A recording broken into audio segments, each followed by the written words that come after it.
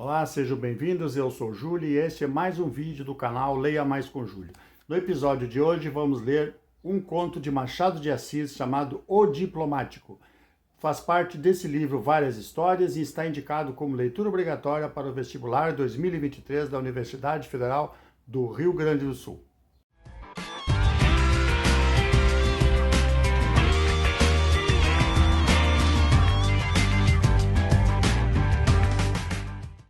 O Diplomático. A preta entrou na sala de jantar, chegou-se à mesa rodeada de gente e falou baixinho à senhora. Parece que lhe pedia alguma coisa urgente, porque a senhora levantou-se logo. Ficamos esperando, dona Adelaide? Não espere não, senhor Rangel. Vá continuando, eu entro depois. Rangel era o leitor do livro de sortes. Voltou à página e recitou um título. Se alguém lhe ama em segredo. Movimento geral. Moças e rapazes sorriram uns para os outros. Estamos na noite de São João de 1854 e a casa é na Rua das Mangueiras. Chama-se João o dono da casa, João Viegas, e tem uma filha, Joaninha. Usa-se todos os anos a mesma reunião de parentes e amigos, arde uma fogueira no quintal, assam-se as batatas do costume e tiram-se sortes. Também a ceia, às vezes dança e algum jogo de prendas, tudo familiar. João Viegas é escrivão de uma vara cível na corte. Vamos, quem começa agora? Disse ele. Há de ser Dona Felismina. Vamos ver se alguém lhe ama em segredo. Dona Felismina sorriu amarelo. Era uma boa quarentona, sem prendas nem rendas, que vivia espiando um marido por baixo das pálpebras devotas. Em verdade, o gracejo era duro, mas natural. Dona Felismina era o modelo acabado daquelas criaturas indulgentes e mansas que parecem ter nascido para divertir os outros. Pegou e lançou os dados com um ar de complacência incrédula. Número 10, bradaram duas vozes. Rangel desceu os olhos ao baixo da página, viu a quadra correspondente ao número e leu-a. Dizia que sim, que havia uma pessoa, que ela devia procurar domingo na igreja quando fosse à missa. Toda a mesa deu parabéns a Dona Felismina, que sorriu com desdém, mas interiormente esperançada. Outros pegaram os dados e Rangel continuou a ler a sorte de cada um. Lia espevitadamente. De quando em quando tirava os óculos e limpava-os com muito vagar na ponta do lenço de cambraia, ou por ser cambraia, ou por exalar um fino cheiro de bogari. Presumia de grande maneira e ali chamavam-lhe o diplomático. Ande, seja diplomático, continue. Rangel estremeceu. Esquecera-se de ler uma sorte, embebido em percorrer a fila de moças que ficava do outro lado da mesa. Namorava alguma? Vamos por partes. Era solteiro por obra das circunstâncias, não de vocação. Em rapaz teve alguns namoricos de esquina, mas com o tempo apareceu-lhe a comichão das grandezas, e foi isso que lhe prolongou o celibato até os 41 anos em que o vemos. Cobiçava alguma noiva superior a ele e à roda em que vivia, e gastou tempo em esperá-la. Chegou a frequentar os bailes de um advogado célebre e rico para quem copiava papéis e que o protegia muito. Tinha nos bailes a mesma posição subalterna do escritório. Passava a noite vagando pelos corredores, espiando o salão, vendo passar as senhoras, devorando com os olhos uma multidão de espáduas magníficas e talhes graciosos. Invejava os homens e copiava-os. Saía dali excitado e resoluto. Em falta de bailes, ia às festas de igreja, onde poderia ver algumas das primeiras moças da cidade. Também era certo no saguão do Paço Imperial em dia de cortejo, para ver entrar as grandes damas e as pessoas da corte, ministros, generais, diplomatas, desembargadores, e conhecia tudo e todos, pessoas e carruagens. Voltava da festa e do cortejo como voltava do baile, impetuoso, ardente, capaz de arrebatar de um lance a palma da fortuna. O pior é que entre a espiga e a mão há o tal muro do poeta, e o Rangel não era homem de saltar muros. De imaginação fazia tudo, raptava mulheres e destruía cidades. Mais de uma vez foi, consigo mesmo, ministro de Estado, e fartou-se de cortesias e decretos. Chegou ao extremo de aclamar-se imperador, um dia, 2 de dezembro, ao voltar da parada no Largo do Paço. Imaginou para isso uma revolução em que derramou algum sangue, pouco, e uma ditadura benéfica em que apenas vingou alguns pequenos desgostos de escrevente.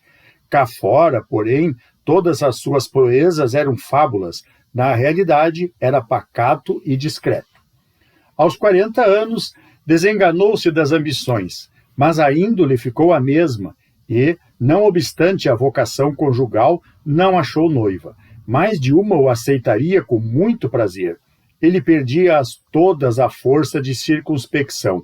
Um dia, reparou em Joaninha, que chegava aos 19 anos e possuía um par de olhos lindos e sossegados, virgens de toda a conversação masculina. Rangel conhecia-a desde criança, andara com ela ao colo, no passeio público ou nas noites de fogo da Lapa. E como falar-lhe de amor? Mas, por outro lado, as relações dele com a casa eram tais que podiam facilitar-lhe o casamento, e ou este ou nenhum outro. Desta vez, o muro não era alto e a espiga era baixinha. Bastava esticar o braço com algum esforço para arrancá-la do pé. Rangel andava nesse trabalho desde alguns meses.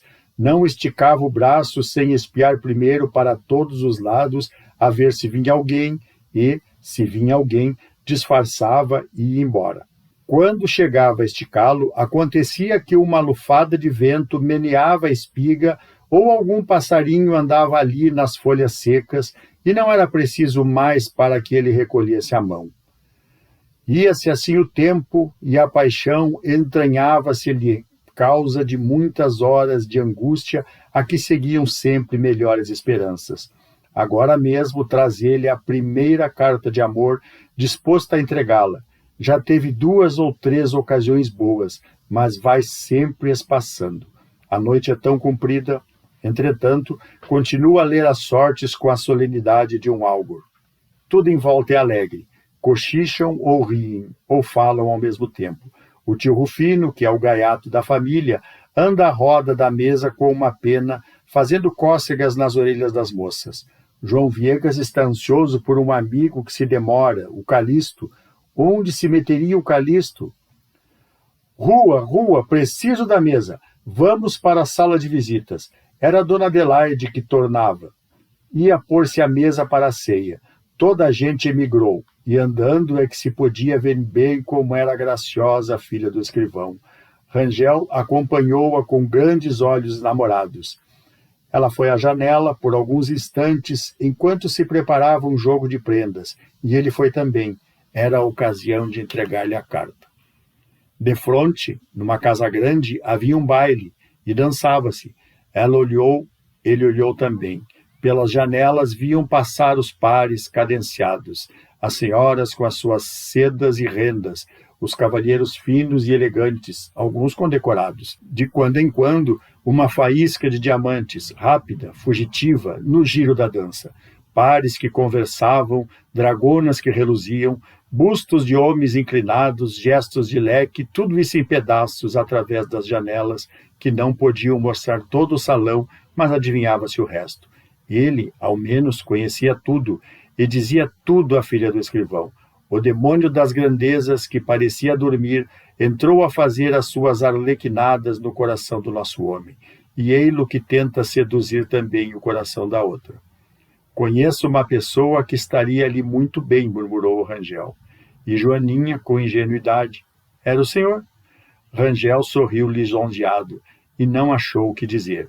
Olhou para os lacaios e cocheiros de libré na rua, conversando em grupos ou reclinados no tejadilho dos carros. Começou a designar carros. Este é o do Olinda, aquele é do Maranguape, mas aí vem outro, rodando, do lado da Rua da Lapa, e entra na Rua das Mangueiras. Parou de fronte, salta o lacaio, abre a portinhola, tira o chapéu e perfila-se. Sai de dentro uma calva, uma cabeça, um homem, 2 comendas, depois uma senhora ricamente vestida. Entram no saguão e sobem a escadaria forrada de tapete e ornada embaixo com 2 grandes vasos. — Joaninha, senhor Rangel! Maldito jogo de prendas! Justamente quando ele formulava, na cabeça, uma insinuação a propósito do casal que subia, e ia assim passar naturalmente a entrega da carta. Rangel obedeceu e sentou-se defronte da moça. Dona Adelaide, que dirigia o jogo de prendas, recolhia os nomes. Cada pessoa devia ser uma flor. Está claro que o tio Rufino, sempre gaiato, escolheu para si a flor da abóbora. Quanto ao Rangel, querendo fugir ao trivial, comparou mentalmente as flores, e quando a dona da casa lhe perguntou pela dele, respondeu com doçura e pausa: Maravilha, minha senhora. O pior é não estar cá o Calixto, suspirou o escrivão. Ele disse mesmo que vinha? Disse, ainda ontem foi ao cartório, de propósito, avisar-me de que viria tarde, mas que contasse com ele. Tinha de ir a uma brincadeira na Rua da Carioca. Licença para dois, bradou uma voz no corredor. Ora, graças, está aí o homem. João Viegas foi abrir a porta. Era o Calixto, acompanhado de um rapaz estranho que ele apresentou a todos em geral. Queiroz, empregado na Santa Casa. Não é meu parente, apesar de se parecer muito comigo. Quem vê um, vê outro. Toda a gente riu. Era uma pilhéria do Calixto, feio como o diabo, ao passo que o Queiroz era um bonito rapaz de 26 a 27 anos, cabelo negro, olhos negros e singularmente esbelto. As moças retraíram-se um pouco. Dona Filismina abriu todas as velas. Estávamos jogando prendas. Os senhores podem entrar também, disse a dona da casa. Joga, senhor Queiroz.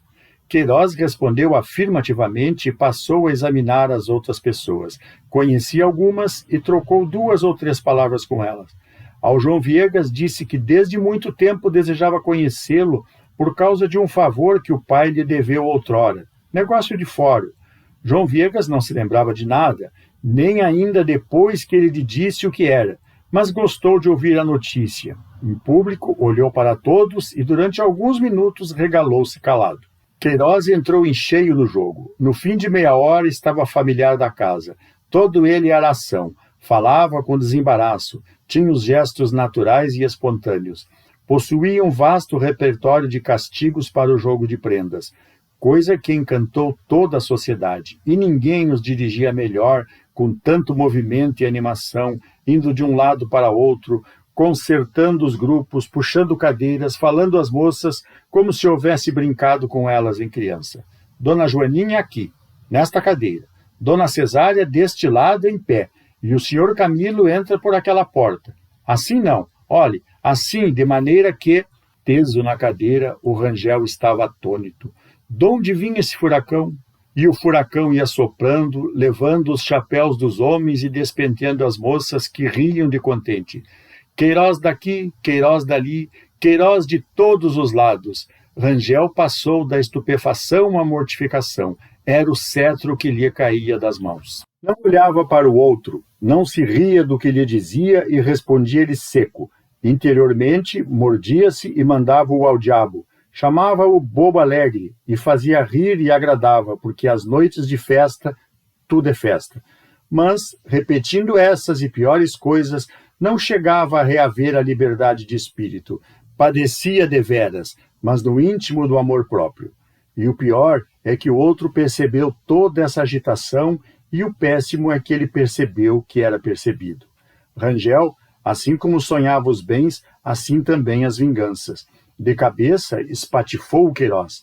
Depois cogitou a possibilidade de um desastre qualquer. Uma dor bastava, mas coisa forte, que levasse dali aquele intruso.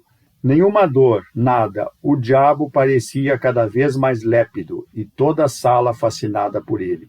A própria Joaninha, tão acanhada, vibrava nas mãos de Queiroz como as outras moças, e todos, homens e mulheres, pareciam empenhados em servi-lo.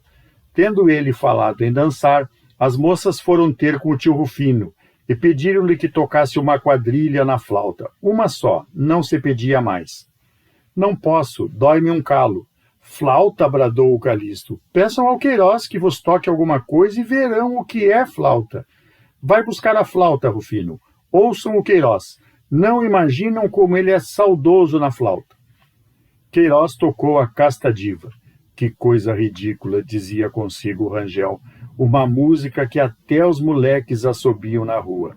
Olhava para ele de revés para considerar se aquilo era posição de homem sério e concluía que a flauta era um instrumento grotesco.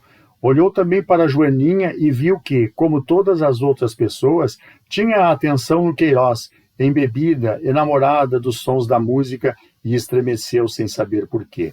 Os demais semblantes mostravam a mesma expressão dela e, contudo, sentiu alguma coisa que lhe complicou a aversão ao intruso. Quando a flauta acabou, Joaninha aplaudiu menos que os outros e Rangel entrou em dúvida se era o habitual acanhamento, se alguma especial comoção urgia entregar-lhe a carta. Chegou a ceia. Toda a gente entrou confusamente na sala e, felizmente para o Rangel, coube-lhe ficar defronte de Joaninha, cujos olhos estavam mais belos do que nunca, e tão derramados que não pareciam os de costume. Rangel saboreou-os caladamente e reconstruiu todo o seu sonho que o diabo do Queiroz abalara com um piparote. Foi assim que tornou a ver-se ao lado dela, na casa que ia alugar, berço de noivos, que ele enfeitou com os ouros da imaginação. Chegou a tirar um prêmio na loteria e a empregá-lo todo em sedas e joias para a mulher, a linda Joaninha, Joaninha Rangel. Dona Joaninha Rangel. Dona Joana Viegas Rangel. Ou Dona Joana Cândida Viegas Rangel. Não podia tirar o Cândida. Vamos, uma saúde, seu diplomático. Faça uma saúde daquelas. Rangel acordou. A mesa inteira repetia a lembrança do tio Rufino. A própria Joaninha pedia-lhe uma saúde, como a do ano passado. Rangel respondeu que ia obedecer. Era só acabar aquela asa de galinha. Movimento, cochichos de louvor. Dona Adelaide, dizendo-lhe uma moça que nunca ouvira falar o Rangel. Não? Perguntou com pasmo. Não imagina, fala muito bem, muito explicado, palavras escolhidas e uns bonitos modos. Comendo, ele ia dando rebate a algumas reminiscências, frangalhos de ideias que lhe serviam como arranjo das frases e metáforas. Acabou e pôs-se de pé. Tinha o ar satisfeito e cheio de si. Afinal, vinham bater-lhe a porta. Cessara a farandulagem das anedotas das pilhérias sem almas e vinham ter com ele para ouvir alguma coisa correta e grave. Olhou em derredor, viu todos os olhos levantados, esperando. Todos não. Os de Joaninha enviesavam-se na direção do Queiroz e os deste vinham esperá-los a meio caminho, numa cavalgada de promessas. Rangel empalideceu. A palavra morreu-lhe na garganta, mas era preciso falar. Esperavam por ele com simpatia, em silêncio. Obedeceu mal. Era justamente um brinde ao dono da casa e à filha. Chamava a esta um pensamento de Deus transportado da imortalidade à realidade, frase que empregara 3 anos antes e devia estar esquecida. Falava também do santuário da família, do altar da amizade e da gratidão, que é a flor dos corações puros. Onde não havia sentido, a frase era mais especiosa ou retumbante. Ao todo, um brinde de 10 minutos bem puxados, que ele despachou em 5 e sentou-se. Não era tudo. Queiroz levantou-se 2 ou 3 minutos depois para outro brinde, e o silêncio foi ainda mais pronto e completo. Joaninha meteu os olhos no regaço, vexada do que ele iria dizer. Rangel teve um arrepio. O ilustre amigo desta casa, o senhor Rangel, disse Queiroz, bebeu as 2 pessoas cujo nome é o do santo de hoje. Eu bebo aquela que é a santa de todos os dias, a Dona Adelaide. Grandes aplausos aclamaram essa lembrança e Dona Adelaide, lisonjeada, recebeu os cumprimentos de cada conviva. A filha não ficou em cumprimentos. Mamãe, mamãe, exclamou levantando-se, e foi abraçá-la e beijá-la 3 e 4 vezes, espécie de carta para ser lida por 2 pessoas. Rangel passou da cólera ao desânimo, e acabada a ceia pensou em retirar-se. Mas a esperança, demônio de olhos verdes, pediu-lhe que ficasse e ficou. Quem sabe? Era tudo passageiro, coisas de uma noite, namoro de São João. Afinal, ele era amigo da casa e tinha a estima da família. Bastava que pedisse a moça para obtê-la. E depois esse Queiroz podia não ter meios de casar. Que emprego era o dele na Santa Casa? Talvez uma coisa reles. Nisto, olhou obliquamente para a roupa do Queiroz. Enfiou-se-lhe pelas costuras, escrutou o bordadinho da camisa, apalpou os joelhos das calças, a ver-lhes o uso e os sapatos, e concluiu que era um rapaz caprichoso, mas provavelmente gastava tudo consigo, e casar era negócio sério. Podia ser também que tivesse mãe viúva, irmãs solteiras, Rangel era só. Tio Rufino, toque uma quadrilha. Não posso, flauta depois de comer faz indigestão. Vamos a um víspora. Rangel declarou que não podia jogar, estava com dor de cabeça. Mas Joaninha veio a ele e pediu-lhe que jogasse com ela, de sociedade. Meia coleção para o senhor, meia para mim, disse ela sorrindo. Ele sorriu também e aceitou. Sentaram-se ao pé um do outro. Joaninha falava-lhe, ria, levantava para ele os belos olhos, inquieta, mexendo muito a cabeça para todos os lados. Rangel sentiu-se melhor, e não tardou que se sentisse inteiramente bem. Ia marcando à toa, esquecendo alguns números que ela lhe apontava com o dedo. Um dedo de ninfa, dizia ele consigo, e os descuidos passaram a ser de propósito, para ver o dedo da moça e ouvi-la ralhar. O senhor é muito esquecido, olhe que assim perdemos o nosso dinheiro. Rangel pensou em entregar-lhe a carta por baixo da mesa, mas não estando declarados, era natural que ela a recebesse com espanto e estragasse tudo. Cumpria avisá-la. Olhou em volta da mesa. Todos os rostos estavam inclinados sobre os cartões, seguindo atentamente os números. Então ele inclinou-se à direita e baixou os olhos aos cartões de Joaninha, como para verificar alguma coisa. Já tem 2 quadras, cochichou ele. 2 não, tenho 3. 3, é verdade, 3, escute. E o senhor? Eu 2. Que 2 o quê? São 4. Eram 4. Ela mostrou-lhe as inclinada, quase roçando a orelha pelos lábios dele. Depois, fitou-o rindo e abanando a cabeça. O senhor, o senhor. Rangel ouviu isso com singular deleite. A voz era tão doce e a expressão tão amiga que ele esqueceu de tudo. Agarrou-a pela cintura e lançou-se com ela na eterna valsa das quimeras. Casa, mesa, convivas, tudo desapareceu como obra vã da imaginação para só ficar a realidade única. Ele e ela girando no espaço debaixo de 1 milhão de estrelas acesas de propósito para alumiá-los. Nem carta, nem nada. Perto da manhã foram todos para a janela ver sair os convidados do baile fronteiro. Rangel recuou espantado. Viu um aperto de dedos entre o Queiroz e a bela Joaninha. Quis explicá-lo. Eram aparências, mas tão depressa destruía uma como vinham outras e outras à maneira das ondas que não acabam mais. Custava-lhe entender que uma só noite, algumas horas bastassem a ligar assim 2 criaturas, mas era a verdade clara e viva dos modos de ambos, dos olhos, das palavras, dos risos e até da saudade com que se despediram de manhã. Saiu tonto, uma só noite, algumas horas apenas. Em casa, aonde chegou tarde, deitou-se na cama não para dormir, mas para romper em soluços. Só consigo foi-se-lhe o aparelho da afetação. E já não era o diplomático, era o energúmeno que rolava na cama, bradando, chorando como uma criança, infeliz deveras por esse triste amor do outono. O pobre diabo, feito de devaneio, indolência e afetação, era em substância tão desgraçado como Otelo, que teve um desfecho mais cruel. Otelo mata Desdémona, o nosso namorado, em quem ninguém pressentira nunca a paixão encoberta, serviu de testemunha ao Queiroz quando esse se casou com Joaninha 6 meses depois. Nem os acontecimentos, nem os anos lhe mudaram a índole. Quando rompeu a Guerra do Paraguai, teve a ideia muitas vezes de alistar-se como oficial de voluntários. Não o fez nunca, mas é certo que ganhou algumas batalhas e acabou brigadeiro. Muito bem, esse foi O Diplomático. O próximo conto da lista, Mariana. Lembrando que você também pode ouvir esse conteúdo na plataforma do Spotify, no podcast Leia Mais com Júlio. Até a próxima.